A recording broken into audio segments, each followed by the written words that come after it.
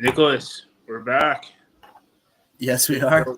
Yeah, it's been so long. Thank you for joining me on this mid-morning for you, early morning for me.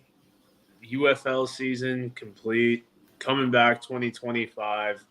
No expansion, thank God. Michigan Panthers playing at a high school field known as Eastern Michigan University.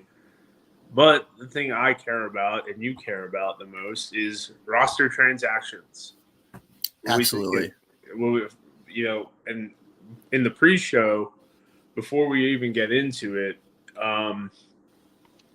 we get our first retirement, and ironically, it's the DC Defenders. Trent Harris calling it quits. What are we thinking about that? I don't want to say disappointment. That's rude, but was underwhelming this year.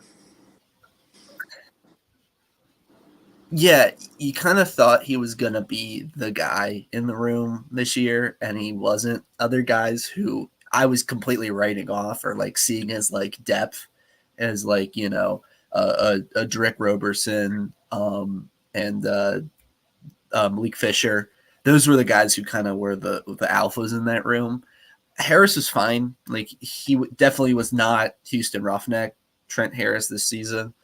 But it's one of the things where I'm like, I'm kind of glad, glad's the wrong word, but it's like, okay, I don't know if he would have stuck around next year because he's getting older. Would have been a place where I would have said, like, let's get younger, and it's good. Okay, he's retiring, he can move on. He goes away on his own terms, and I don't feel like it's like some gigantic loss from DC because he was more of a rotational guy who was a good run stuffer last year, and that was about it. So, and I think I'm not panicking about it. No, I'm not. I'm not panicking either. I just personally feel like we're beginning to see the transition of like the new wave coming in, and I know that's something like we've talked about a lot. Some players, I think we both agree, like get them out. Other players, I think it's good for the brand. Obviously, there's a lot of financial implications going on right now, because I don't think they've released how much these guys are getting paid next year. I know it was like the USFL PA did, but then it's like the UFPA. Like, there's so much nonsense with it that, like, depending on how you quote, whatever you're saying could be wrong. The next time you log on to the internet. So, in my opinion, like, I think we're going to have, for lack of a better term, a lot of coming to Jesus moments for a lot of these guys. Trent Harris was a guy who obviously was all XFL last year, had 9.5 sacks. I think that was the high, leading the league.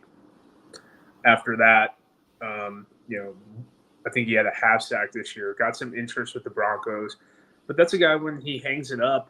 Nothing to be disappointed about. Won a Super Bowl with the Patriots on their practice squad. Played in like almost 20 NFL games, has NFL sacks, postseason award with the Roughnecks last year. I mean, when you break it down, like, good, solid football career, and I don't think anyone can argue that, right? No, yeah, I mean, like, I think he, it was solid. He was a guy who I thought was for sure going back to the NFL after last year. Didn't really happen. He had some workouts with the Broncos, but didn't get the love that I thought he was going to after, I think he had like a 4 or 5 sack game against the Guardians week 1. But it is what it is. I definitely think this is where, like, once you get to like that Trent Harris level where it's like, okay, you had your big year and then your next year was lesser than the year before. That's when guys I think should be like asking themselves, like, okay, is this it? He's 29. Yeah. That's when, like, I feel like guys should be like, okay, either let's start transitioning to the next thing. You could play another year, but like, okay, but I've got to figure out like what life after football looks like, or just say, okay, it's time to hang it up if that's already taken care of. And clearly, Trent feels like there's some stuff after football. If he's saying this now, it's like, okay, he knows, football is in his future. And obviously it's a long off season. We'll see if he changes his mind. But for right now, it's like, yeah, no, he sees it. It's time to move on. Which we always like to see people go out on their own terms rather than, I think about like a Mike Lennon who gets signed for a week, signed for a week, cut just to fill in that QB 3.5, 4 when this guy should have been in the league like, 2 years ago. He should have been done. But moving into some more happy news, about 12 players have been, depending on who you talk to, about 12 players have been given the privilege of moving on. The first one's a little controversial because I don't count this Bash brother, but I do count this man. And the reason my argument is one, I got to show love to the Pittsburgh Steelers. That's my personal opinion. And two, when this guy was signed, he was clearly signed as a rental, and had a couple, came out with a bang. I think he was 4-4 his first game, and then kind of teetered off, missed like a 50-yard field goal.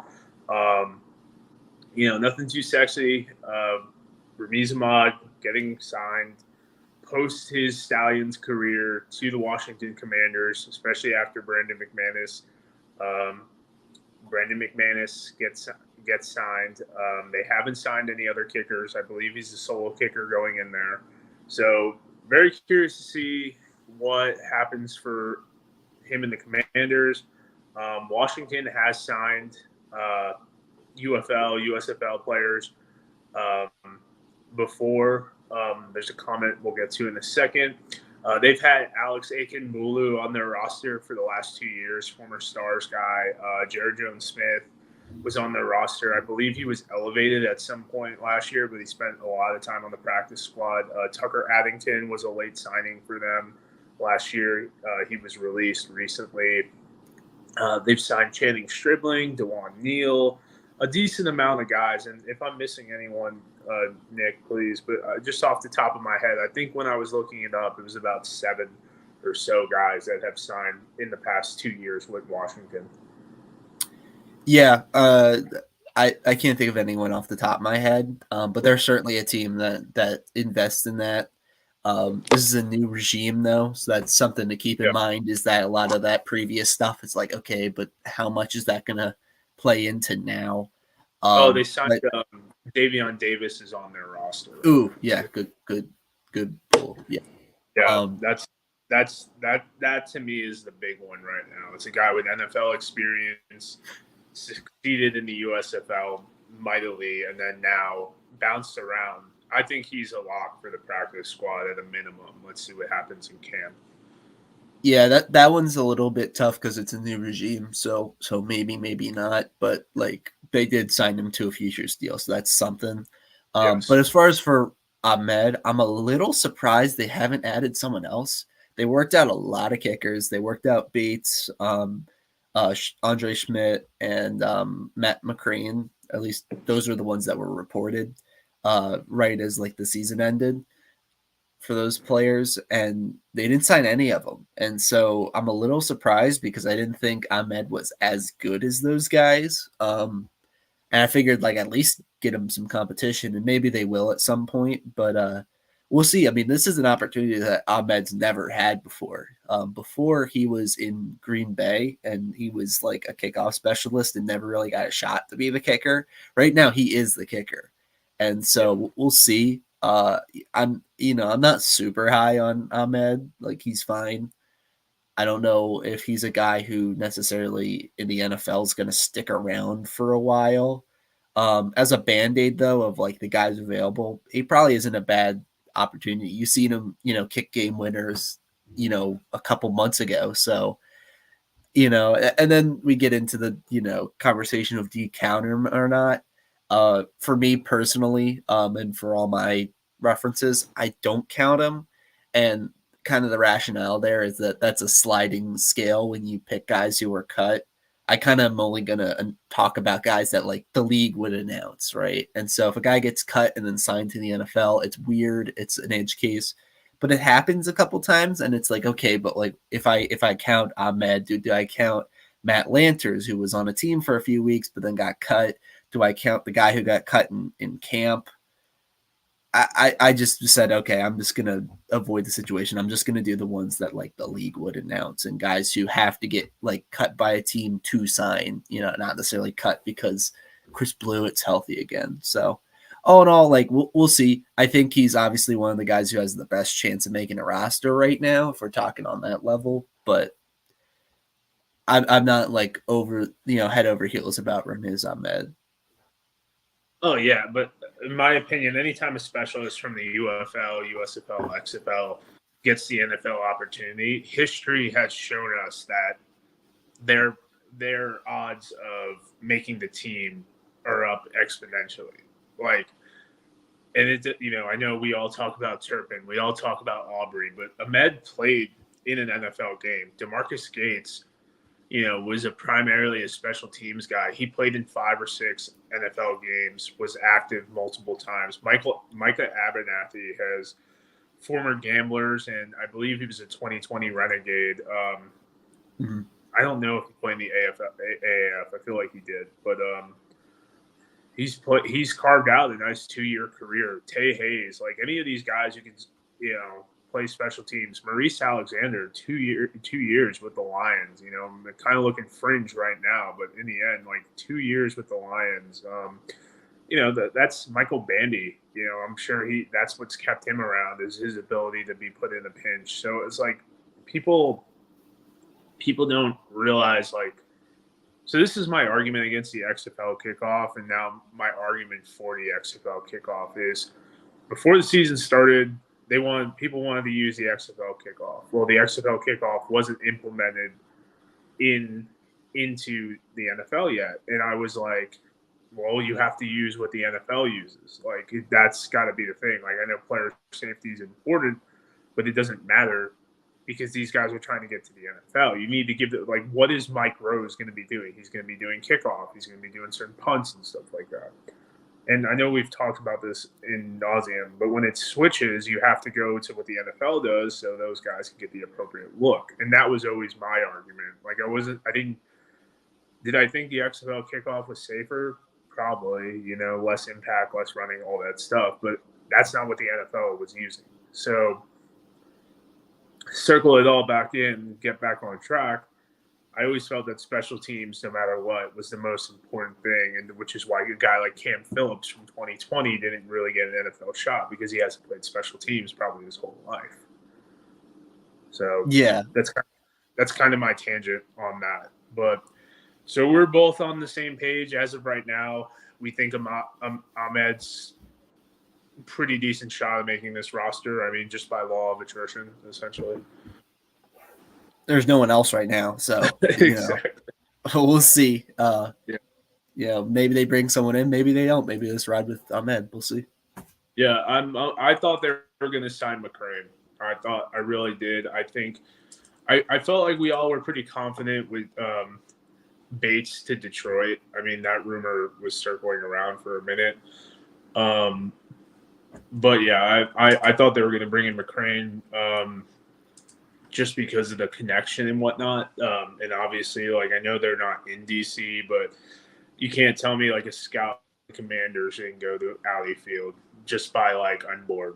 You know what I mean? Like, oh, it's football, we're not in camp, the draft's over. Like, it is what it is. But moving on to our first official player, and this one really, really makes me smile, was Dawood Davis to the Carolina Panthers.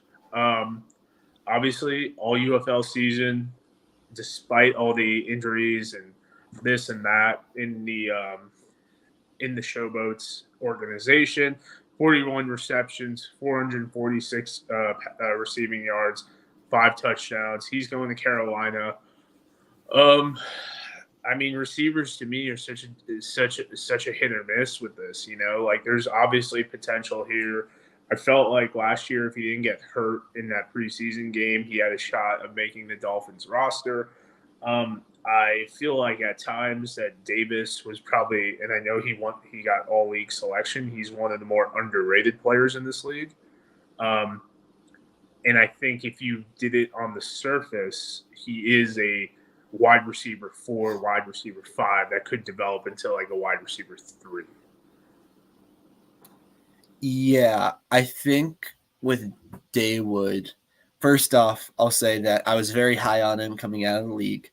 Uh, for those of here that have read my articles on each team, grading, putting guys into tiers on how likely I think they go to the NFL. Jay Wood was one of 12 players in tier 1. So, he was one of my top guys, one of 2 receivers who were tier 1, John Trey Kirkland being the other. So I very much like Dawood Davis. I'm a little bit, I kind of, it's tough with his opportunity in Carolina because it's a new staff.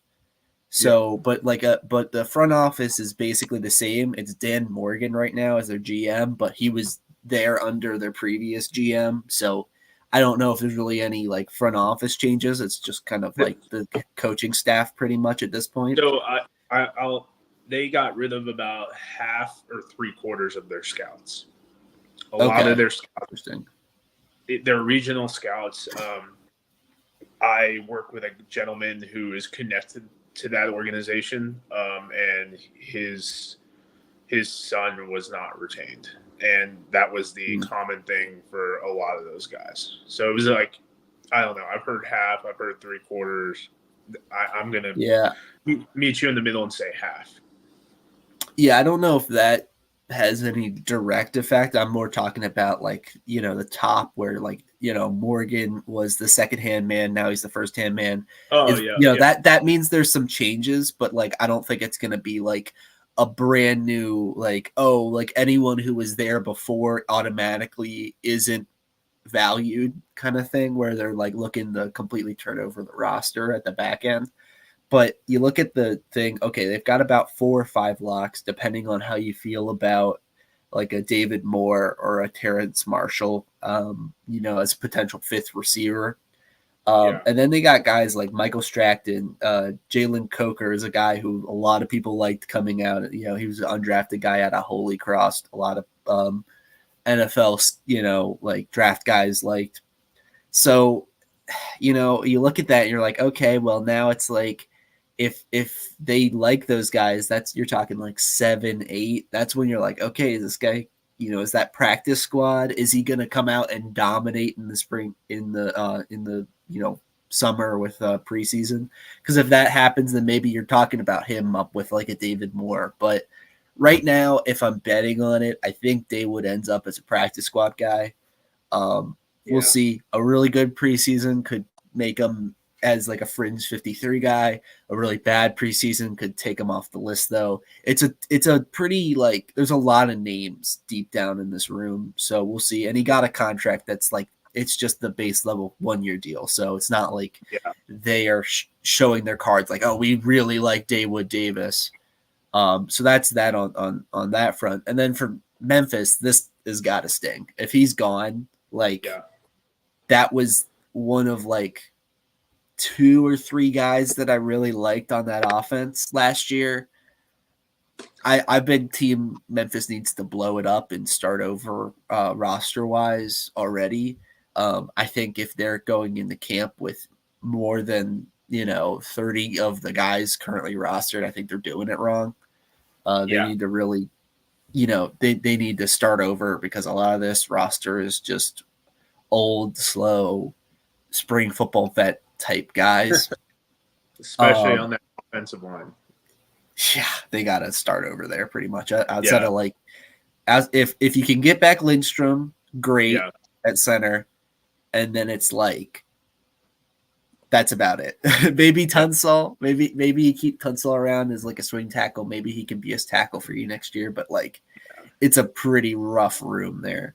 And so losing Daywood hurts because it's like, okay, well, we actually did have a young, talented player who could be good for us for a couple of years, but you never know. We had a lot of guys we were certain. I think everyone at this point last year was certain Jay Sternberger was not going to be back for Birmingham. So it happens. So we'll see. But I like Daywood as a player. I hope he succeeds here, but it is an opportunity. It's a little, we'll see.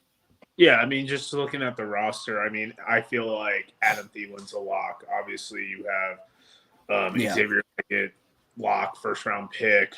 Going into my next tier, I'm going Michael Michael They Strike. got Deontay Johnson too, That would yeah. So those are your pick your 3 or 4 there. I mean, David and Moore. their draft pick last year who didn't really work out. Jonathan Mingo. Those were the 4 guys I thought like So are that's gonna. I'm on 5. Jalen Coker, they're high on. That gets you to 6. That's Like so tough. you're going. You know. Yeah, I mean you're going with Cam Sims, NFL experience, Yeah. Terrence Marshall, NFL experience over David Davis. I I think the best he could do, unless like you said he blows it up, is number 5.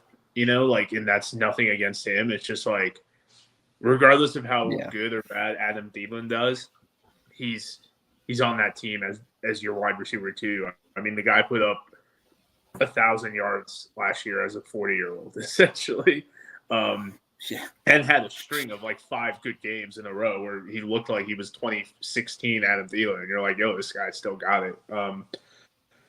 Yeah. Plus, Jordan Matthews at tight end. So you really have another like receiver, you got a bigger receiver playing tight end, so that might even hurt the receiver chances. So, I mean, for a guy like Davis, he's not playing to get on the Panthers. He's playing to have his film out there, realistically. Yeah, I think the practice squad's still, there's probably still like 3 spots there. So that's really where I think I think he's a practice squad guy this year. We'll see again next year. But yeah, I think that's all I got to say about Daywood. And the Panthers are a team that roster LeBron Ray, who played in all 17 games with them last year. And they've had some guys come and go with their franchise as far as spring league guys. So I know Dan Morgan's the guy there, but I'm sure he had some say in bringing Ray over. So. Moving on to the golden child of this league, Jake Bates, 17 of 22, 64 yards. This one was probably the biggest lock, I think, after week 1. Someone was going to sign this guy. Going from the Michigan Panthers to the Detroit Lions. I mean, the best fit, right? Kicking in a dome, kicking where he's been at, finally getting an opportunity to stretch his leg a little bit. Missed a couple air quote chip shots, but in the end, still 17 of 22, not bad. And the upside is there. I mean, with the kickoff potential, 1, pretty solid on that front, and 2, just the fact if you can kick a 64-yard field goal, regardless if it's in the dome or on the grass, I think you deserve an opportunity. Yeah, I'll say I was kind of cooling off on Bates at the end of the year. There were some issues outdoors, and so I put him tier 2, which is still really good. That's like I think there's only like if you're tier 2, you're like 75% chance you're gonna make the league instead of 100. Like it's still a guy. If you're tier 2, you're still a guy I really believe in. It's just that I'm not willing to like go like you're definitely going to the league on him. But this is the perfect spot for him. I mean, not only the Michigan connection, but he gets to be in a dome. He gets to be at the dome that he was, balling out in. And I don't think they have many games outdoors this year. I want to say I saw somewhere that it was like, oh, they only have like 3 or 4 outdoor games. Don't quote me on that, but like either way, it's going to be a very small portion of the season, which is why probably Detroit felt so good about it. It was like, well, he hasn't figured out how to kick outdoors yet, but he's perfect indoors. So let's just we'll let him figure out the crosswinds and all that sort of stuff, and it won't really matter that much in the interim. So we'll see. But great story. Kind of what the UFL stands for is guys like Jake Bates, and why it exists. But it'll be interesting. And right now they got Badgley, Michael Badgley, Money Badger there. I would be kind of if Badgley beats him out, honestly. Yeah. I feel like with some guarantees there from Bates, not that it's like overwhelming guarantees, but it's a nice little paycheck. As far as NFL players go, at least. It'd be a great paycheck for someone outside of that, but 150K right at signing. But we'll see on him. I think he's probably going to end up being their kicker. He's certainly the guy. If I'm betting on someone to be on the 53-man roster, I'm betting on Jake Bates. He only has to beat out one guy, so it's like, okay, just be better than a kicker who's bounced around, journeyman type, and you'll get the job. But it's great to see. And Detroit has been a team that's signed a decent amount of spring football guys. I mean, right now they got Alexander there, Caden Davis transitioned over there. Their long snapper Scott Daly, I believe he was a renegade, if that makes sense. He was a part. He was a guardian. He was a guardian. Yeah, he was a guardian, but he also played in the AAF. I don't remember which team. So this is a team that has dipped into that well, has seen success with those players, and I'm sure there's a bunch of other. They brought in Trey Quinn, I think 3 times last year, so they paid him regular season money as well. So this is a team that has dipped into it as well. I also, unrelated note, I consider the Lions St. Louis's team, by the way, because 10 of their members are St. Louis natives. Isaiah Williams, Jamison Williams, Sam Laporta, Jack Fox, Mekhi Wingo, and they've had a bunch of St. Louis guys come through to Detroit. So I always root for them. I call it St. Louis's unofficial NFL team now. But Jake Bates to me is like I said, once you hit that 64-yard field goal, pretty easy decision on what we're doing with this guy. So I don't think there's much to talk about. I think he had probably offers from all those teams he worked out for, but the 2-year deal really solidifies some things for me. It's like certain players, you see the 2-year deal, the 3-year deal, you're like, okay, they're probably going to give this guy a air quote fair shot at this bad boy. So I want to extrapolate on that real quick because this is one of my big pet peeves when it comes to this time of the year. So just for people watching, if a player 2-year deal is different with Jake Bates, that is the team deciding that they want to get a second year on his contract. That's interesting, right? That says something. Yeah. If they're getting a base contract with no guarantees and it's a 3-year deal, it's because they're a UDFA. So, we'll get to a few of these guys. I'll explain as we go. But a few of these guys have never been in the NFL before, so they have to sign the base UDFA deal. So they automatically have to sign for 3 years, even no matter what. And there's, I think, 2-3 guys here that had to do that. So just because a guy got 3 years does not mean necessarily that they're like all in on this guy. It just means they had to sign that contract because that's what every UDFA signs. So anyway, we'll keep it rolling, but that's the I see a lot of people being like, "Oh, we love Cole Liavo, for the Jets. Clearly they love him because they gave him a 3-year deal, and it's like they gave him a base 3-year deal because they had to. It doesn't really tell me anything about whether they like him or not. So it's still a rookie free agent deal. Like all their picks are getting that as well. Guys who have no business being in the NFL. Willie Harvey, though, I think he's on the last hurrah. Personally, he's going to the Dallas Cowboys. Very, very spring focused. Whatchamacallit, very spring focused team. Obviously, Turpin's there. Brandon Aubrey's there. They've signed Christian Sam. He was actually the first signing of the USFL. They've signed Garrett Gilbert from the AAF. I think that was his first stop. I can't remember if it was Gilbert for Cowboys first and then Commanders, but they've obviously signed him. It was Browns, then Cowboys, then Commanders. for Garrett. It was it. I'll have to look Yeah. it up. I know he got. I'm pretty sure it was Browns first.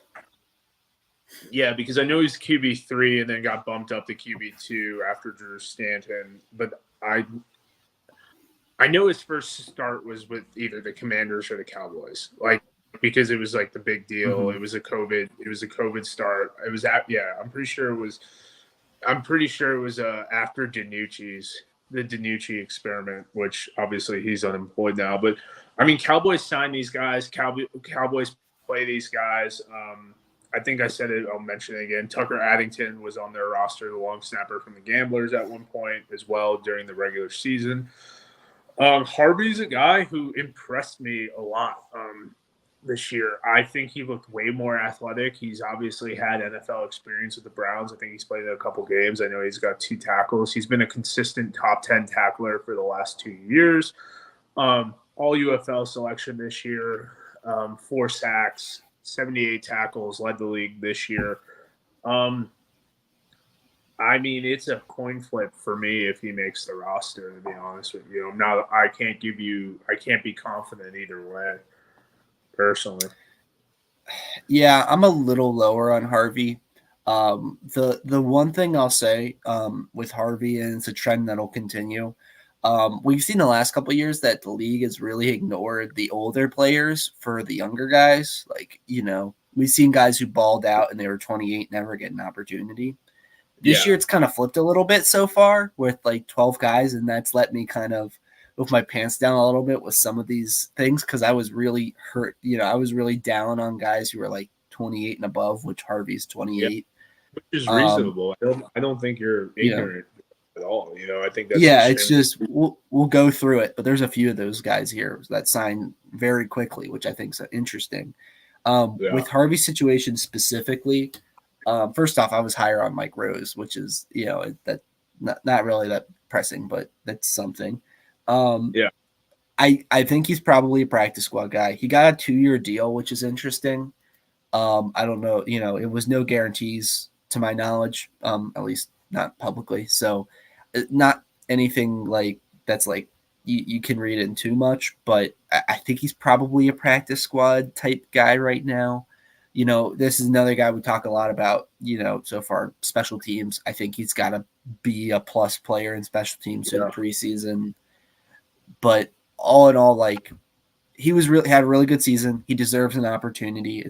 I'm glad to see him get one. But all him and the other Dallas signing that we'll get to, I don't know if they're going to necessarily be the next Turpin or Aubrey. I think they might be a role player. They're much closer to like a Josh Butler type guy for them, if anything, where like a guy who's going to be on the roster but not necessarily instantly become a superstar type player. Yeah, and this is a team that brought in Martavis Bryant last year for the last 5 weeks of the season as well. So, I mean, anything's possible. Anything is possible. But definitely well deserves a shot, in my opinion. Now, what are we thinking? A little bit broader. What are we thinking? Does he come back if he does not make the 53 or the practice squad? That's the question to me. If he doesn't, St. Louis is definitely going to have to add, because I think Mike Rose also goes to the NFL. And if that's certainly the case, then it's like, then like they're going to have to revamp that linebacker group. But I think you're at that point where like you can call it a career if it doesn't work out. So like I wouldn't like say to lock, but that's a we'll see. 28. Okay, you're going to be 29. Maybe you're just in the love. You at that point you're probably playing for the love of playing football. And if you have another career, that might be the time to say, okay, I'm moving on to my next life. But you see, I mean, like, guys will play until the wheels fall off in this league all the time. We've seen it a couple times this year, so you never know. It depends on where his heart's at, really. I think Rose is more of a higher percentage guy to make a practice squad. I think last year injuries kind of hurt him with Miami. Yeah. So I think Rose comes back because he's only like 23. So I think Rose can give it like a couple more. If I think Rose can do this, will do this till he's 25. So we could get 2 seasons out of him. My biggest thing with Mike is a little bit more injury prone, obviously. Yeah. You know, but that's just the nature of the beast. Now you do kick it over to a guy like Callahan O'Reilly, who they have in the waiting room. That's a guy that kind of popped when he was given his opportunity last year. He's a young guy. He definitely has 2 more years at the spring thing, especially, like not playing this year and whatnot after the injury. I mean, to me, that's a guy you kind of champion, like from not only from the let's push him to the NFL aspect, but also for your overall team success of like, like, all right, Willie, like we don't really have a spot. Because I think Callahan takes over for Lakeem, which he did already. I think Lakeem Williams is done. Just off the forefront, we're looking a little bit further ahead on these rosters, but I think Callahan's the guy over there. Do you really need to bring Willie Harvey back? Like, for league purposes, I know there's no salary caps or anything like that, but it's like, like if this league really thinks it's a long-term thing, even in the micro of like, let's say we know we're going to get to 2026, it's better to have Callahan out there for not only your team success, but also the overall success of like this brand, for lack of a better term, like I'm not like how many people are going to see Willie Harvey, I don't think a lot of people are going to see Callahan O'Reilly, but he has a 2-sack game with an interception. Maybe the buzz is going because there's more of a chance of like, who is this guy versus like, oh yeah, that's Willie Harvey. Like he's going to be here. It just depends on it, in my personal opinion. Yeah, that's going to be an interesting conversation. I think they definitely need to add to the room, though. Either way. Yeah. So, I mean, they definitely will. They definitely will 100%. Looking forward on that, Battlehawks have had, what's the number? 3 guys signed so far. We'll talk about more of them. On the flip side, we have seen 16 of their guys get signed last year, so well on their way to continuing to progress down that line. So I'm pretty excited about that. You know what I mean? So moving down to the next player is All-UFL, All-XFL offensive tackle Jared Jones-Smith, going to Atlanta. I didn't think he played that well last year. This season, I think he took a step back. I think he's a little older. But one, it's Atlanta. They love their spring football players. 2, I mean, I think if you sign this guy, I think he's kind of a lock for a practice squad, to be honest with you. I don't know why. Like, I think there's other guys who are younger that you want to invest in more. But, I mean, I think signing this guy, like, kind of solidifies to me that he has a practice squad roster spot. What do you think? I think this might actually be the best opportunity one of these players has outside of like special teams players. Okay. I looked at their roster and I was shocked at how weak the depth is at their tackle spots. Because right now they got Jake Matthews and Caleb McGarry as their starting tackles. Yep. And then beyond that, not a lot. It's they're probably the guy that you're penciling in as their third tackle is Storm Norton, former LA Wildcat spring football guy. Yeah, he's been really bad for a couple of years now. I'm kind of surprised he hasn't filtered out of the NFL. It shows you just, I guess, what that looks like. And then you're talking like Barry Wesley, who was a Sea Dragon last year. Tyler Vrabel. Yeah. Tyler Vrabel, who will probably be in this league at some point. He's we'll see. One of, son of Mike Vrabel. He's been on this Falcons team since probably the beginning of the Arthur Smith era, I want to say. So like maybe he's the one that you're looking at as your tackle 3 that they believe in, but Yeah. it doesn't feel like there's a clear third guy there. So No. I'm not certain that Jaron Jones-Smith is necessarily the guy who's going to capitalize on that, but if there is a spot, like that would be the one that I'm looking at out of all these guys that I'm like, if a guy's going to make a 53-man roster as a true position player, Jones Smith has a decent shot. And I do agree with everything you said. Like he's to me, he was not I had him as a tier 4. Like I straight up like, which is like I'm not counting you out, but I'm not believing in you to kind of tier 25% ish. So like I really was like, well, I mean, like because he was just in the NFL, maybe he gets a shot, but I did think his window was closing, if not already closed. So this is an interesting signing, especially one that like the Falcons jumped on him, right? Like all these guys are guys that, like, you know, they clearly see something in if they're signing this early. And you saw that with like the XFL and the USFL. The guys who signed quickly are the guys that like tend to make it.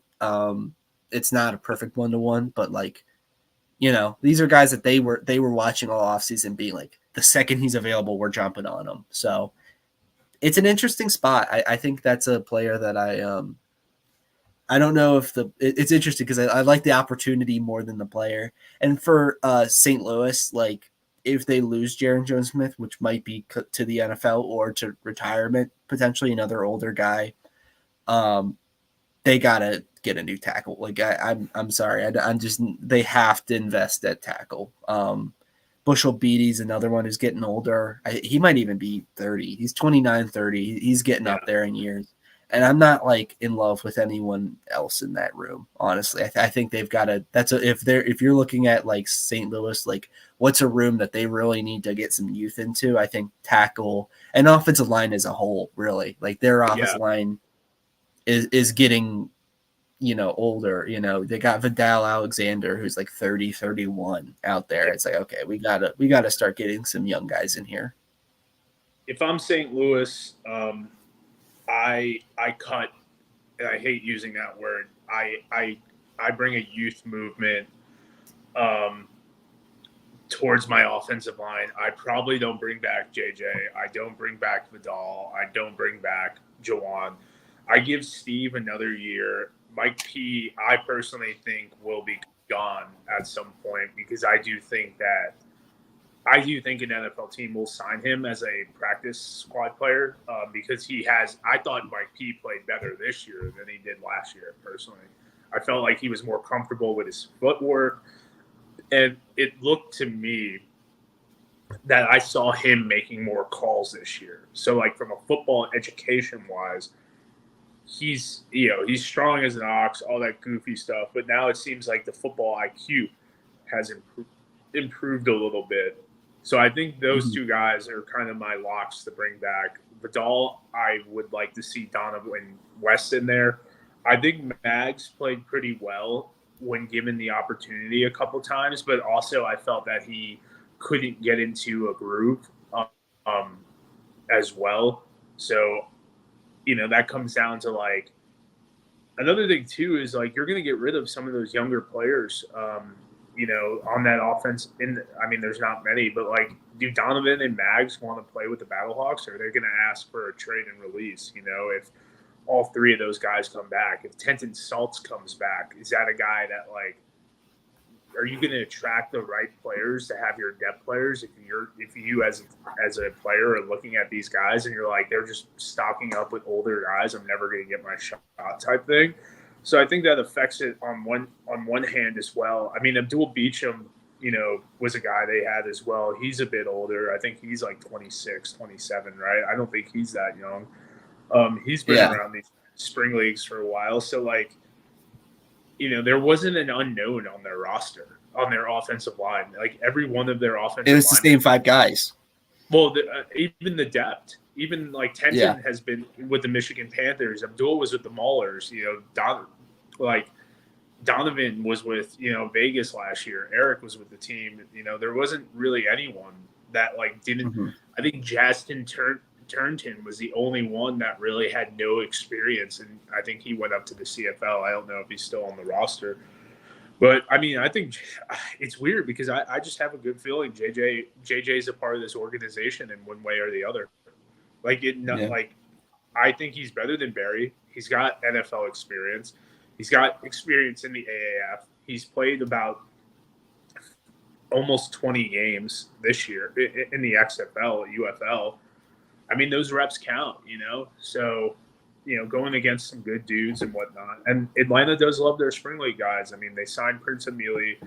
Um, Trey Tarpley is on their roster from the Maulers. I think he played 2 years with them and in the spring league. Lucas Dennis is their IFL guy. We talked about Micah Abernathy, Young Ho Koo's their kicker. Um, Chris Blair is on that roster. I'm trying to think. Obviously, Storm Norton. I'm trying to think if I missed anyone. And then LaCale London, former Battle Hawk for them last year. I mean, that's a guy who's probably going to start games or be heavily involved in the rotation. Yeah. So, I mean, this is an organization. They sign these dudes. Yeah.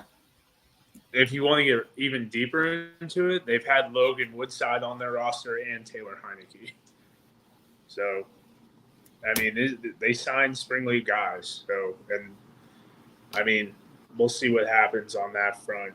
Pushing down, I like this one, man. Jacob Sailors going to New York. Still young, still versatile, can clearly play special teams, and he can catch the football. What else do you want in a running back? Especially a running back room that doesn't have a guy. There's no Saquon this year. It's a committee. Yeah, I think probably Singletary's going to be like the guy. Obviously, he's not Saquon Barkley, but as far as like one guy getting the line share of snaps, Singletary, I think it's going to be Singletary and then a sizable gap for number two. Yep. But who is going to be that number two? That's the question. And that running back room is like pretty open right now. Eric Gray is the guy on our lads. That's the number two right now. They've got they drafted Tyrone Tracy. Deshaun Corbin's been there a few years. But like beyond that, it's a bunch of UDFAs. I think Jacob Sailors has a chance. Like he's going to need a really good preseason. He's going to have to be like a standout.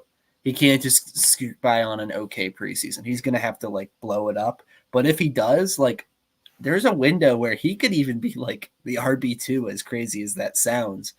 I think in reality that's probably a little bit rich. I think he's probably again a guy, practice squad guy. Maybe he's, you know, there's a lot of talk about using running backs as returners.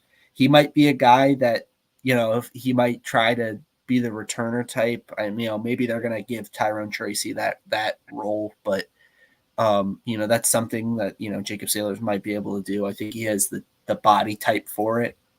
But yeah, really good player, tier one guy. I really liked him. You know, St. Louis is like, obviously you hate to lose a guy like this, but I think they're going to be okay because they'll have a healthy Mateo Durant, who is also looking like he was going to be a guy like this next year. So I think you are losing Jacob Sailors. He'd be a guy I would be shocked if he's back next year. But you never know. But I feel pretty good about him being a guy who will at least spend a couple of years in the NFL. And we'll see. I think he's got a really good opportunity in front of him. Yeah, I think he's, you know, I think he's a lock for their organization. And when I say that, I mean 53 or practice squad. I mean, there's just too much upside, in my opinion. I mean, and there's so many questions in that running back room. You know what I mean? Like outside of Singletary, who's got a little bit of a past injury, I feel confident that this man will not return to St. Louis. I love that you mentioned Mateo Durant. I think next year is his. I think that's a guy that we were seeing like, oh, this guy's a dude. He had a workout with the Jets. I believe he coming out of Duke. He was with the Steelers in their training camp. So I definitely think he's still like, he's going to give it that one more go, regardless of everything, age, outside career, everything, because he is on the cusp of making a NFL roster, in my opinion. Like he puts together a good set of film. Sailors to me, as a caveat as well, and I don't think this gets talked about enough, is I know we have talked about it, is like this guy's going to go from playing 10 games to probably the preseason, probably going to be a practice squad guy at a minimum. Might just want to chill, like that's a lot of strain on the body to go back into it. We always bring up McCarron doing that, but I felt like AJ's a guy who's going to pick his spot, if he wants to come back to the NFL or not, because when quarterback injuries happen, like McCarron is a guy you bring in for 3 weeks type thing. And he's made his money, so he can pick and choose. Like Sailors, if he's looking at this as a long-term investment playing in the NFL, he might be a little bit more picky about spending 10 weeks in spring football. I think Jared Jones-Smith is a unique situation like that because he's also like, hey, I didn't get the futures deal I wanted or whatnot, if he even got offered one. So he's like, I need to get these 10 games and show I could still play as a 28-year-old. So I think those are factors when you got to think about it, and I don't know if it gets talked about it like that enough, but that is my opinion on it. How do you feel about that statement? I think that's a much deeper conversation. We have a lot of guys to get through, honestly, but I think if Sailors is on the outside looking in January, I think being able to play more football will be tantalizing to him, but that's a conversation for another day. Like we can get really in the weeds on that one. I believe. Let's keep it moving. Yeah, but congrats to Sailors. Awesome. Jalen Redmond. I liked what you said in the pre-show where you were like, well, Dallas or Arlington really has to prepare for not having Redmond back, And I was like, well, to be fair, they didn't have him for like 5 weeks or something like that. So, yeah. I mean, how'd that go for him? Yeah, right. Old roster for them. Redmond's a lot younger than I thought he was. I had him as an all-UFL lock at the midway point of the season. Obviously, it didn't work out like that. But what's your thoughts on him making the Minnesota roster? Also, a hell of a lot of NFC teams. I just realized that. Yeah, I didn't really think about that much either, but that's interesting. Yeah. I don't. It helps when you got the Falcons and Dallas carrying a lot of weight right now. But but yeah. So when it comes to Redmond, he's another guy. I hate to sound like a broken record. I think his practice squad is probably where he's coming in on. They've got a lot of former draft picks. I have like 4 to 5 locks on that D line, and then beyond that, you're looking at like James Lynch, Levi Drake Rodriguez. These guys are draft picks from the Vikings as like your fringe guys. So. We'll see, but I think that's probably where he lands. As for Arlington, though, if Redmond does stick and he's not in your plans for 2025, you've got to get like 2, 3, 4 legit defensive linemen. Because right now you've got like LaRon Stokes, who's all right. He's fine. He's a fine quality starting defensive lineman. Maybe a guy that you'd like more as a rotational type. Then you've got Devondre Lambert, who's older, and then Tomasi Lalue, who's older, and then that's it. That's all you got. So they've got to go out and get some guys because right now, unless you're moving Will Clark in, but he's also 32, so he's another guy that's probably, played. Is on the back nine of his career. But yeah, no, Arlington's, their defense, they've got to revitalize for sure. And we'll see, if they can get Redmond back, I'm sure they'll be, laughing to the bank because, he probably, he was a tier 2 for me. He would have been probably the most clear tier 1 guy if he was healthy the whole season. But, having your best player only play 4 games is a very Arlington Renegades 2024 thing to have happen. So it is what it is, but yeah. Yeah. I mean, for the sake of Arlington, I hope he comes. I think he's back no matter what. I think he's young enough. where I think he's 24 going on 25 or just turned 25. I think he getting this taste of the NFL, not playing a full year in the UFL, I think those are all enough motivating factors for him to come back on a larger level on this. So does he make the roster? I mean, I don't know. I don't. James Lynch has been there for a while. He's gotten hurt. Nothing too crazy. I do like the Jonah Williams signing. Harrison Phillips has been pretty consistent. I think he's one of the more underrated interior defensive linemen, there and whatnot. If Jonah Williams to me is kind of that like flex, like 3 technique to like 4 eye, depending on how you're running your defense and whatnot, which is where on some regard I run with Redmond. I mean, no one's popping out to me, man, on that Vikings roster. So in my opinion, I mean, it's there for the taking, So was he a 1-year deal or did he get 2 years? I believe he was 1 year. Yep, yeah, 1 so year. So I mean, another thing with a guy like James Lynch as well is that he's been there for 4 years, so like all that guaranteed money is probably paid up already. Like I'd have to look at his contract, but like a lot of those like late round guys, a lot of it's all like paid up. So I mean, Minnesota, I haven't really seen them sign a lot of spring league guys. So I mean, maybe break the trend. I know John Parker Romo's there. He'll be, he seems to be in a decent spot. He's going against a rookie for their kicking job. I forget his name, but yeah, I mean, I don't know. Lucky Jackson. Lucky Jackson's still there, yeah. I mean, we'll talk about when we get the DC signing. We'll talk about that a little bit because DC is it just seems like it's an open door for them as far as players coming in and out. But pushing on, this young man, I mean, is Bill Belichick still in that room? Because this is a Belichick guy through and through. Yeah, I really like Liam Fornadell. He was a complete snub of All-UFL this season. I really like Fornadell as a player. I think he's been the best offensive lineman in spring football 2 years in a row. It was a complete sin that he didn't get an opportunity last year. Beyond that, he's another guy, first opportunity in the NFL, 3-year deal, base salary, no guarantees. So that doesn't mean a lot, but he does have the 3-year contract.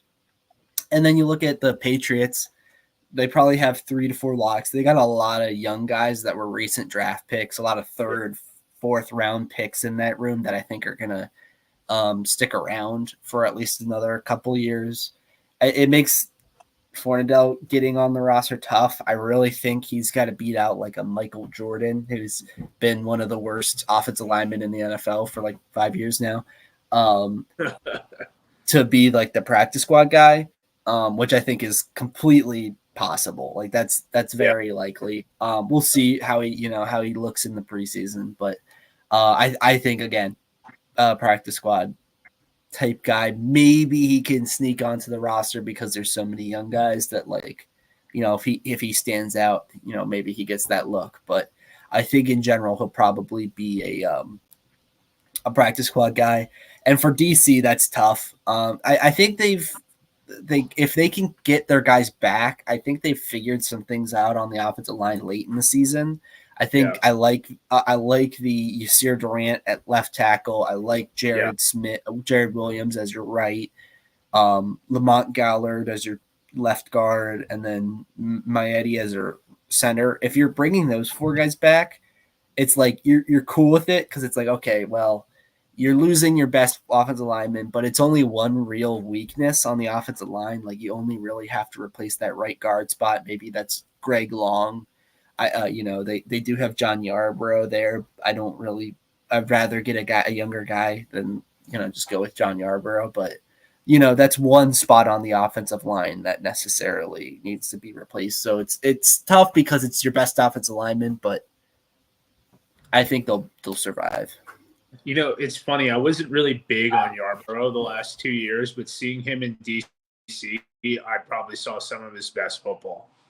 Like there was a couple trap plays where he was like because I'm used to seeing him as number 70, right? And then I was because he was with San Antonio after Houston, after I mean the guy's well traveled, and I think you need at least one of those like old heads on the roster. And from what I've heard, Yarbrough is kind of a goofball and like a good like locker room guy. So he's kind of like he's kind of like Bruno Reagan, who was on their team last year after playing in spring football for like 3 or 4 years. And I mean they have that young UDFA that they signed, Satoski or whatever.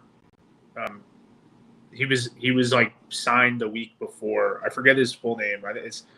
It's because I'm combining the name David. Yeah, I'm combining the Sikowski or something. Yeah, I want to call him the Titans' first round draft pick, but he's obviously not. I mean, I think Fortnell, I like his odds making the roster, at least as practice squad guy. He's proven he's got the sample size and everything like that. For DC, I mean, I do think there were improvements going on, but this team has gotten decimated. Like who they lose? They lost Liam Murphy. They lost 2 guys, 2 starters. You combined them. It was Liam Ryan and Kyle Murphy were the 2 retirements. Yeah, then Bruno retires, and they have injuries, and they lost Josh Hammond to retirement, Lucky Jackson to retirement, Chris Blair to the NFL, Lucky Jackson to the NFL. De'Aaron King retired, which I think was one of the more underrated like losses, because now like they didn't utilize that QB room like they did in 23. Abram Smith gets hurt, and then there's injuries upon injuries, and like, I mean, I don't know if Abram Smith comes back after the torn ACL. I don't know what his mindset is. I don't know if he'll be ready, all that stuff, because he's not going to NFL doctors. You know what I mean? Like, that rehab process might take an extra month or 2 coming back. I don't know. I don't want to discredit anyone in their skill sets. So it's like, ironically now, I do like their offensive line. I just don't know, like, who are these guys next year. So it just, like, like Chris is saying, they were gutted. And, like, I don't think people realized how gutted they were. I think it's an issue because, like, when you're in a spring football league, you're losing your top end, right? Yes. And so you expect guys to step up, and then when they don't step up, and then, oh, wow, that's actually like a hole now. You go from a strength to a weakness. That's a tough swing. And DC, it just never really came together. I think, if you're talking bigger picture, the offensive line I feel pretty good about. I kind of forgot about Sadakowski. I wouldn't mind him as their right guard going into next year. I think he played fine there. Maybe you're adding a few more guys for competition, but like I don't know necessarily. Maybe you lose another guy in the offensive line, like a Yasir Durant could be an NFL guy. But overall, I'm certainly not as scared about the offensive line as I was last year. Although in saying that, I felt good about like a DeMarcus Hayes that ended up struggling all year. So, you never know. Guys can fall off a cliff randomly. Yeah. But, you had Preston Williams. They signed Kiki Cutie. Yeah. And you're like, oh man, those are great replacements. And I mean, Kiki Cutie had like 1 or 2 games where you're like, he was a guy, but also like, I mean, Preston Williams gets cut. I mean, who was it? Harmon? Harmon was the guy this year. Like, Harmon and Ty Scott really. Ty Scott, that's who I was thinking of. Yeah, that Ty Scott to me was like, oh, that's their guy. And I'm like, if Ty Scott's your guy, how great do you feel about that? Like overperformed in my opinion. Yeah, so, and as far as when it comes to like Abram Smith, I got a dog in the background. No, I love it. All right. Is it too loud? Or if it's fine? No, it's fine. Okay, cool. Then I'll just keep going through it. When it comes to Abram Smith, I think even if he's coming back, I'm not betting on Abram Smith because an ACL, when you're like, he's 25, he's still young, but he's a running back and it's coming off an ACL. Like the chances of him being like pre-injury Abram Smith, 2023 Abram Smith next year is pretty low. Yeah. We'll see if he is, then that's a huge plus because you get instantly like one of the top probably 3 or 4 running backs in the league going in next season. But I think you've got to invest more at running back than just that. I like Darius Higgins. He's fine. He's good. I'm not huge on anyone else there, honestly. I think actually it might just be Harris now. I think they cut everyone else pretty much. But I think you got to invest there a little bit more, even if you get Abram Smith coming back. But yeah, we're getting a little off track. But DC definitely needs to refresh that roster. I don't think it's a full rebuild like Memphis or Houston or even maybe Arlington to a lesser extent. But they've got to they have to go out and they have to be aggressive in this offseason if they want to compete with a San Antonio or Birmingham. Oh, 100%. And I mean, I don't want to talk ill on the skill sets, but like Abram Smith is not going to NFL doctors. He ain't going to Dr. James Andrews to fix that ACL. You know what I mean? So that's where a little bit of like, this might take a while. He ain't going to have NFL offseason PT. Like, I hate saying it like that, but I think that's what allows regardless of how you feel about Aaron Rodgers, like, tore his Achilles, was walking around like he was throwing a football 3 months afterwards. Like, could he have played? Mm-hmm. Probably shouldn't have, but like if the world was coming to an end, they could have did it. Like, realistically, like, it could have happened. They could have protected him. Like, he could have been in shoulder pads. Like, it's amazing what these doctors do. Sticking on DC, Garyon Conley. I mean, is he going to be fighting Josh Butler for that final roster spot? I mean, he's going to be fighting Josh Butler for a practice squad spot. That's where that's at. Like, I mean, I'm not all in. Like, they've got a lot of corners in Dallas. Yeah. Like, they've got 5-6 guys that you look at and you're like, yeah, that's a guy who could be on an NFL roster. So I don't really see where Conley's going to fit there, like, as far as like, oh, he's suddenly, what people thought Garyon Conley was going to be coming out. Like, I don't think that's really realistic. Yeah. So as far as like what his outlook looks like, it's like, yeah, I think Martavis Bryant is kind of the comp there as far as like guy who gets on your roster and on a practice squad and you're like, okay, sure. I guess so. He has the talent. Is it a little too late? Probably. He was not a guy I was super high on. He had moments. Like, I think he's a solid spring football player. But he's another guy, an older guy, 28.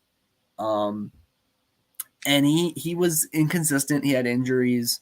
I liked DeAndre Baker more coming out of that room as far as like the first round pick comparisons there. He's younger too. He's a lot younger. And they both worked out for Dallas and they liked Conley more. So that's interesting. So, what does that exactly entail? I don't know. I would have felt a lot better about Baker's chances than Conley's going into this room. But yeah, no, I mean, like, you look at like a Josh Butler, a CJ Goodwin, those are kind of the names that you're looking at.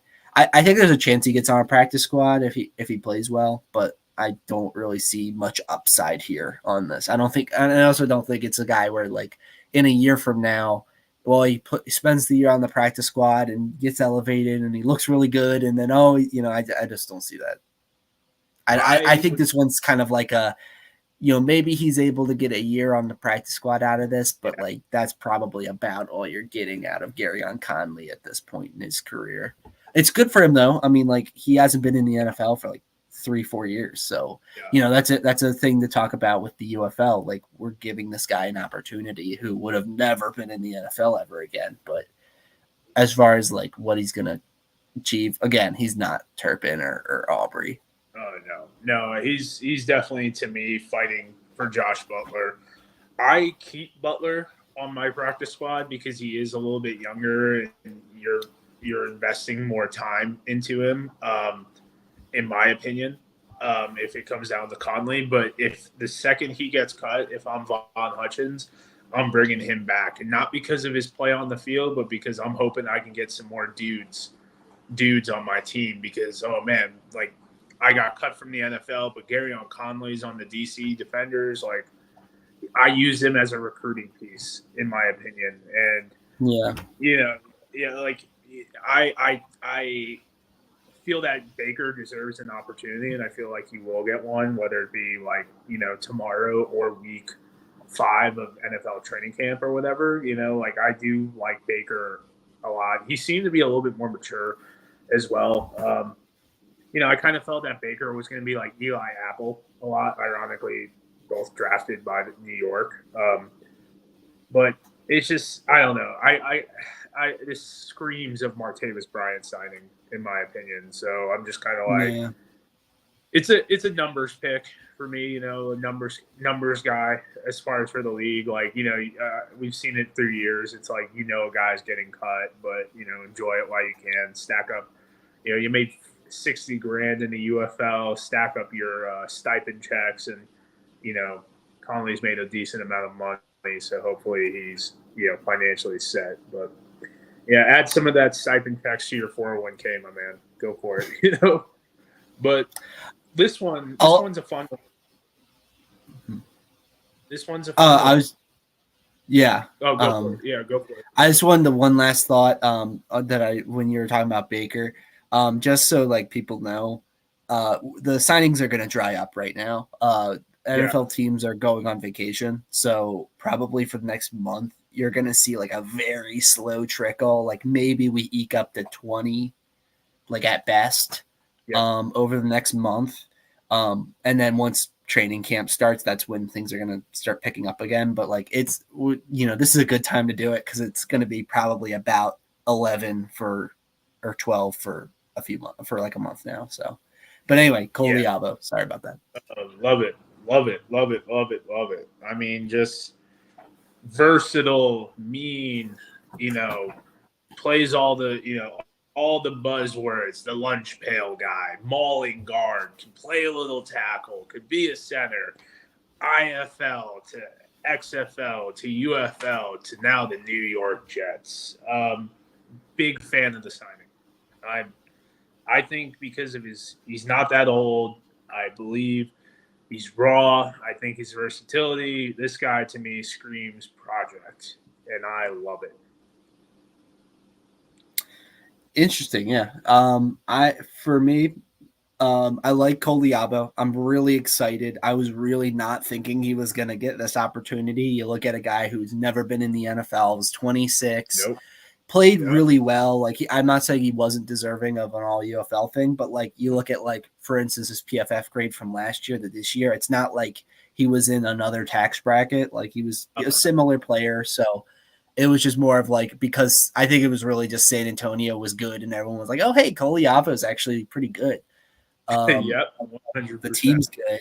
So I was like, I don't know if he's really going to be a guy who's going to get a lot of pull. And he was one of the first guys who signed, and I was really excited about that. For San Antonio, I think it's not the end of the world. They've got a lot of depth on their offensive linemen. I don't think they have a lot of high end, but they've got a lot of guys that are okay. So I think they'll be fine replacing Liavo if he's long term. But for Liavo, he's absolutely practice squad guy. Like I think that's exactly where he needs to be. First year in the NFL.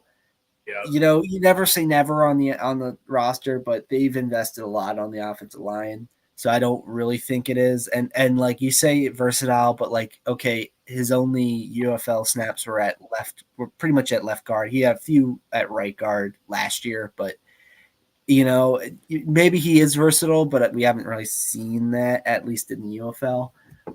So we'll see, like, you said project. Well, I like him signing. I think he's a guy who could stick around for a few years as they see like, hey, is this guy going to be anything?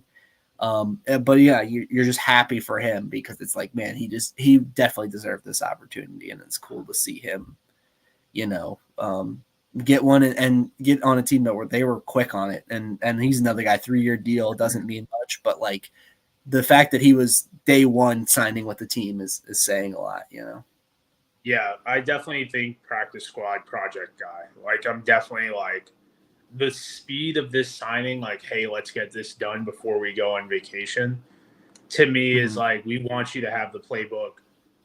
Like, they could have easily, I don't know his NFL interest and whatnot, but it was like, I know he was linked to the Jets prior, and it's like, get the playbook, start learning, like, get yourself ready because we want you here. And that to me was a big thing. And also, big shout out to the IFL. They are promoting the shit out of this. Excuse my Yeah, language, but they are him promoting and it. another guy we'll get to. Yeah, yeah, and that guy I'm really happy for as well. But pushing down this guy I like. First off, my notes: D2 player, love it. Spring League player, love it. TSL, 3-time Spring League champion, love it, and has just kind of been an underrated piece on that team. Like, I think he's been a solid rotational guy on that team. He's been there for 3 years. He's been around a lot of different players, and I mean, overall, like, I'm happy for him. Get a little guarantee, 10K guarantee. Help stacking those spring league checks, 3-year deal. Obviously, this is his first NFL opportunity. Denver hasn't been really crazy big with spring league guys. I mean, they had Bandy, they had Danucci, they had Jacques Patrick, and I can't really think of anyone else. And if I'm missing someone, please let me know. But like, I don't know if he makes the roster. They had Victor Bolden. Victor Bolden. Yeah, I think Shep was there. Shep or Osiris Mitchell. Yeah, Shep. I think Bolden might have been there before he played. I don't know. Yeah, I know Shep cannibalized like Bolden. Shep was definitely there. Yeah, I know he cannibalized Bolden and Osiris Mitchell at some point. I feel like it might have been, I don't know. It's been Shep's journey is impressive. But I mean, Tillman, I don't know if he makes the roster spot, but I am rooting for him. You know what I mean? Like, from one horse to another. Yeah, the first fact that I'll throw out here is that the Birmingham Stallions, this championship team, had 48 players that had signed an NFL contract at some point in their life, spent time on an NFL team. DeAndre Tillman was one of the 2 that weren't. That's awesome. So that's really cool for him. I'm really excited. It's another one like Liavo where I was kind of like thinking maybe that window had closed. So it's really cool to see him sign. I kind of was counting him out a little bit. But looking forward, I actually really like the opportunity too. Right now, they've got about 4 locks. You look at like a Baron Browning. They got a few draft picks, recent draft picks. And then 4 guys that are kind of up in the air. The most notable being Ronnie Perkins, who was a draft pick from the Patriots a few years back. Yep. They're playing him at outside linebacker. They every time they've mentioned him, it was as an outside linebacker, which is another interesting thing because I've even heard some people say like, oh, he's like a John Franklin Myers comp, and it doesn't seem like they're going to play him like that. I think they're going to play him as a true edge rusher because he's going from a 4-3 to a 3-4. So the question was, okay, he's 270. Are you moving him and being kind of a light 5 tech, or are you moving him out and being a heavy edge rusher? He's moving out and being edge rusher, which I think is a better spot for him. Yeah. But yeah, no, I really like it. I think he's a guy who should have gotten an opportunity earlier, kind of like Liavo. He kind of, to me, he's kind of in that like Carlo Kemp a few years ago kind of range.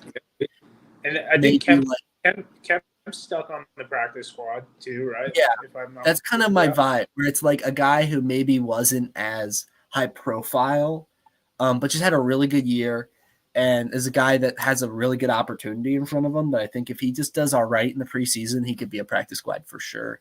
And maybe even if they keep 5 guys at edge rusher, like that 5th guy isn't really clear. Like Perkins has not been anything. I mentioned him as a notable name, but like he's not. He's a practice squad guy the last couple of years. He's not anything special. There's an opportunity there for him for sure.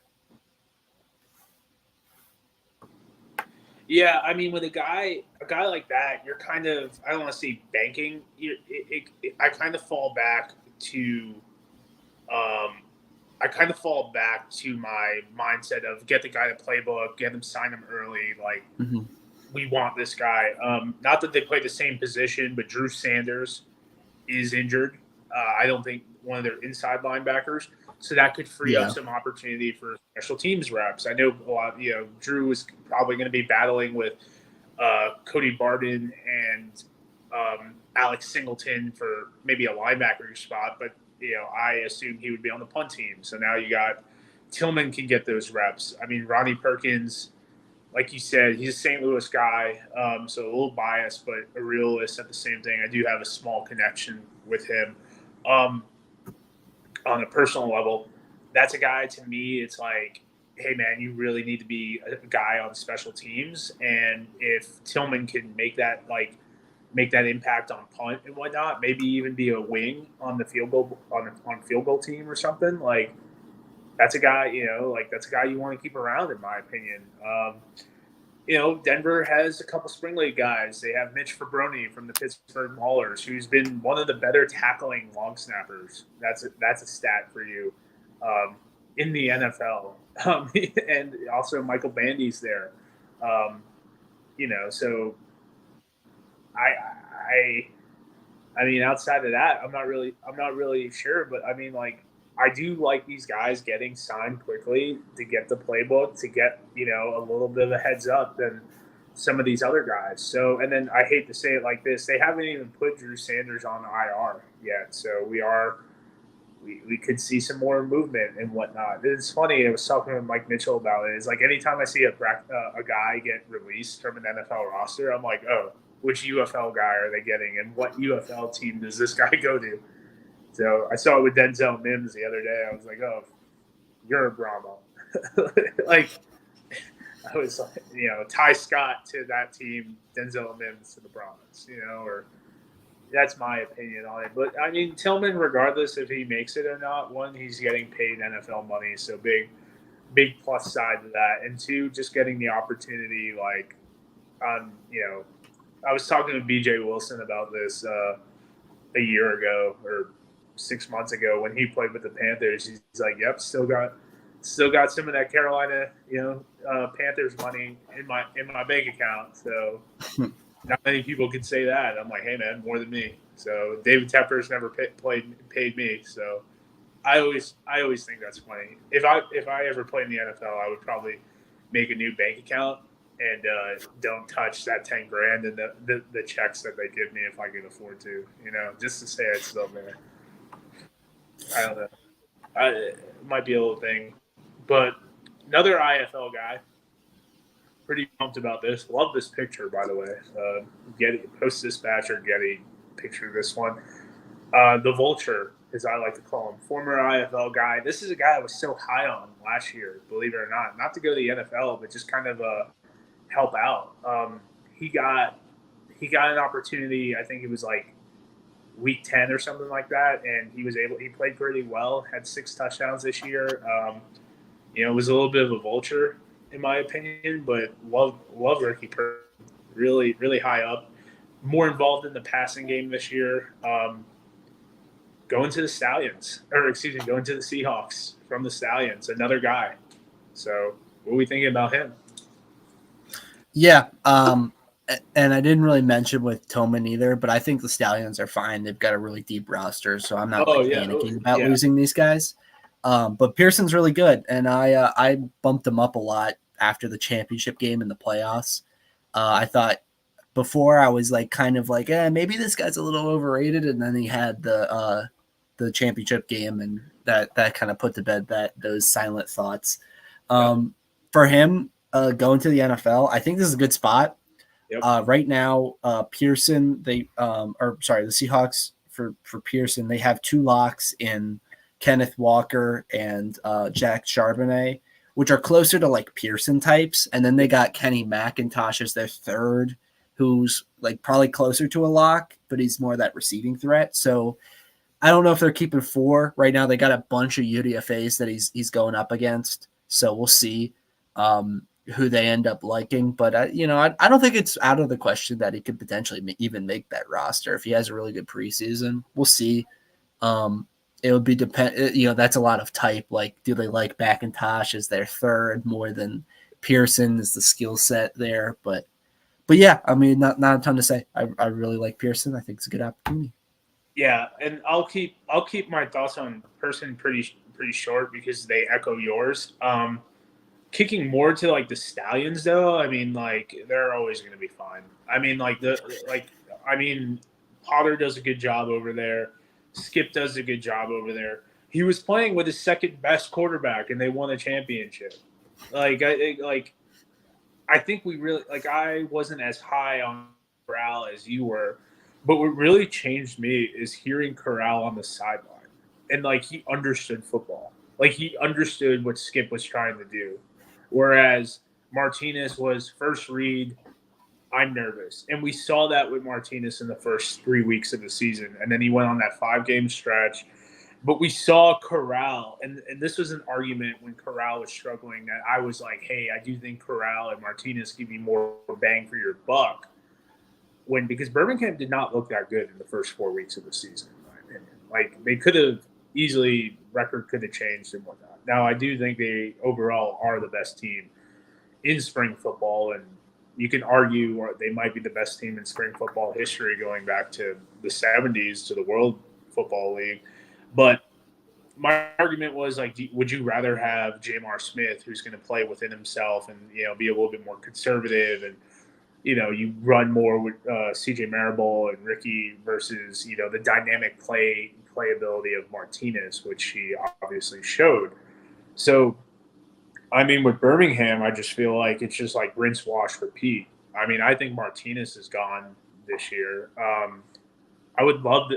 Honestly, I want the Stallions to win the championship every year now. Like I was kind of like I want some parity, but like I'm like I've reversed roles to where I want to see them win a championship with a new quarterback for 5 years. Like I want to see some of these guys have 5 rings. I think it'd be hilarious. Like I just find it hilarious. You know what I mean? Like, and I mean, it's just such a crazy situation that they have there, and I'm all for it. So, I mean, I think Amart gets signed. I mean, he's young, he's a fringe NFL guy to begin with. I'd like to see Corral be QB1 next year. I know you would as well, and that's my take on it. I don't know how many other people are in that camp with it, but I mean, I think Marable comes back for them. I think he's having too much fun, in my opinion. I think it's got to, and I don't know who else. Who else do they really have on that roster? They got Larry Roundtree, who had some cups of teas this year. I hope Jamar comes back. A little off tangent on that one. I'd love to see Jamar continue to hang out with his old coach and some of his buddies. So I do think Birmingham has a little bit more turnover this year. Was Chris Orr on their roster during camp? Yeah. So you lost Chris Orr. Scooby Wright's allegedly retired. He hasn't made that announcement yet and whatnot. And then you lost last year a backup offensive lineman, Trayvon Wallace-Sims. He's coaching at New Mexico. So, I mean, we'll see what happens with a couple of these guys. Obviously, they lose Chavis. You saw the drop-off in the defense a little bit, maybe with Corey Chamberlain there for another year. You start to see some of these pieces. Does Tillman come back if he gets cut? I mean, based off your statements, I mean, seems like a pretty easy lock to that practice squad at a minimum. So, and then I think they lose like Garvin, Carlos Davis. I think is gone as well. Like, I mean, he was off the roster a little bit last year because of he got signed by the Steelers. So there's a lot of guys. I mean, that turnover on the roster is probably going to be something, as it always is. I mean, you might see Lorenzo Burns, do a practice squad cameo for a team or two. He's done that for the last year. So, but I mean, Birmingham should be fine no matter what. And I think I don't know. I like Ricky Person's odds to have a practice squad opportunity as well. All right. Yeah. No, not much to say. I think this is our final one. Prince Emili. Yep. He's played in NFL games. It's pretty okay for, in the interior. He's with the Falcons. We've talked about the Falcons in nauseum, their practice squad. I don't know. Nothing about Prince Emili says the guy to me. I think there's other spring league guys you could bring in that would be an upgrade over him as well. Yeah, I mean, Prince Emilio is fine. I had him tier 3, which is like a maybe 50-50 shot he gets the NFL. I think for him, though, he has the worst opportunity out of anyone in this. Like, I think even the practice squad feels like a little bit of he's going to have to really work for it, because right now they drafted 3 defensive linemen. Yeah. They already have like 3 starters there. And then like LaCale London, like even a LaCale London might be on the outside looking in right now. We'll see, but like that's a tough room. I mean, I'm reading off. These are the guys that I think are like, bubble guys. LaCale London, Zion Leglue was a 6th round pick. Taquan Graham's been around for a few years now. Eddie Goldman, we'll see if he's anything. He's retired and unretired like 5 times now. Kentavious Street has been a guy for like the Falcons and Eagles for a bunch of years now. Tommy Togiai was a 4th round pick a few years ago. So like they have a ton of dudes. I don't really even know if Emili gets reps. They have so many guys there unless they cut a guy or two. It's just I don't see. I think that's a tough room to break through with. But glad he got to sign. It adds to the list. But I think if I'm betting against anybody in this first group, it's probably Emili, and it's not even necessarily because of him. It's just like where is that opportunity? I think he'll probably be back in San Antonio next year. Yeah, I definitely think he's not done with his football journey. I do agree. This just by volume, this room is a lot. I mean, you're talking about LaCale London, who had a decent amount of success last year, filling in towards the end of the season, and that's a bubble guy for you. Like, and he's not a bubble guy because he's old. He's a bubble guy because of like the volume and skill set. I think that says a lot about like their room and the skill set that they have there. We talked about, I think LaCale makes that roster, whether it be practice squad or NFL. And then once those injuries mount up, he'll put together another 20 tackle season and we'll see how that rolls. But I mean, Emili, still young enough, has played in NFL games. I think he's like only 25 since coming out of UPenn. I mean, he's a guy that, could come back in here, put together another solid season, and then like we'll see what happens. And I could see him repeating that cycle at least 2 more rotations, 3 more rotations until his age 28 season. And then that's 28 to me is when these guys are like, if you're not a star in this league, it's time to like push them out. And I hate saying like that because it's talking about like human beings is kind of like cattle, but that's my take on it. I don't know if I think you're in the same ballpark as I am. Yeah, like I feel like if they're not a superstar at 28, like this year we saw like the Roughnecks having like Brandon Haskin as their swing tackle, and he's 34. It's terrible. Like, Natai Rogers, why are we? Yeah, like why do we have multiple backup offensive linemen over 30? Like it just doesn't make a lot of sense to me in a developmental league. But to each their own. But yeah, no, I definitely agree. If I was in the GM chair, I'd run it like a Zach Potter, where like his old guy is like 29. Like going into the year, Scooby Wright was their most veteran guy, and he was 29. So it's like that's when if you're at 30, like Maybe if it's a specialist, you make an exception if they're really good, but like, or a quarterback, like in a McCarron scenario. But like in general, like I'm looking for guys who are 24, and then I'm cool with 25, 26. And then once we get to 27, that's when you're starting to think about what's beyond. Yeah, like for me, if I have a 27-year-old, like and Jamar's 27. If I have a 27-year-old like Jamar who's been around the team, you know, who is essentially a pseudo coach, has the connection with Skip.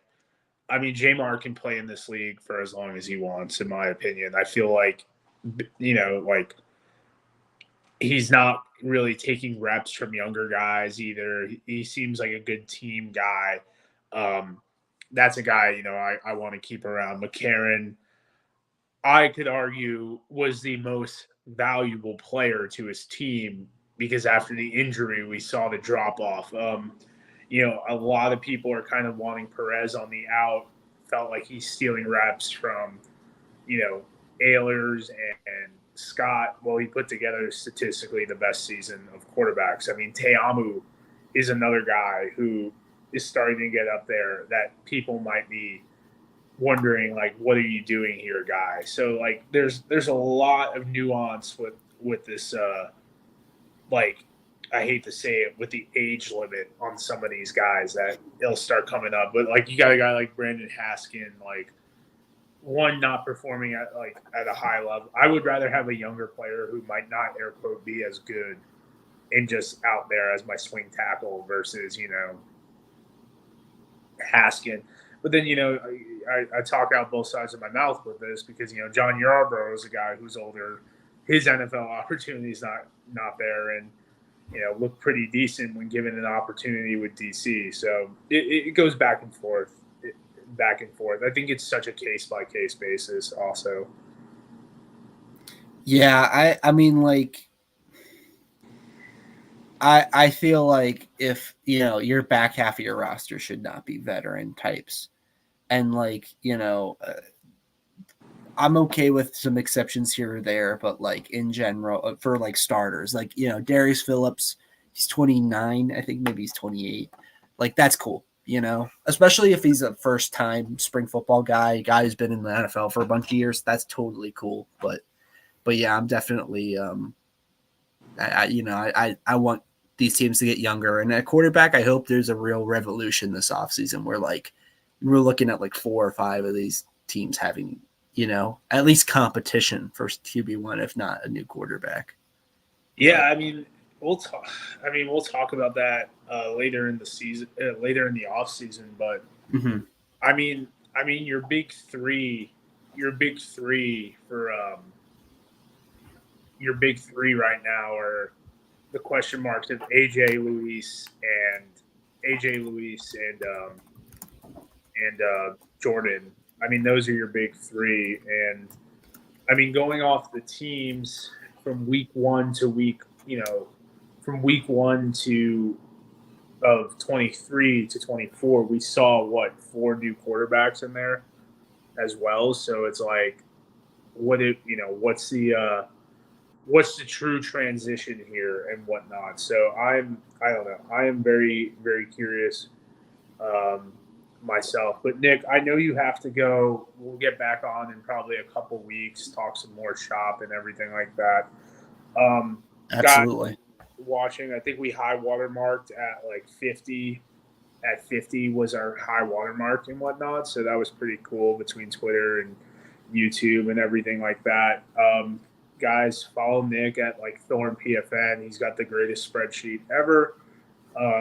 Be tracking a lot of this and whatnot. So that's really it, Nick. Thank you for jumping on with me. I mean, early Sunday morning for me, creeping into your afternoon. Thank you so much to everyone who's watching. If you're new here, make sure you like and subscribe, and we'll catch you on the flip side.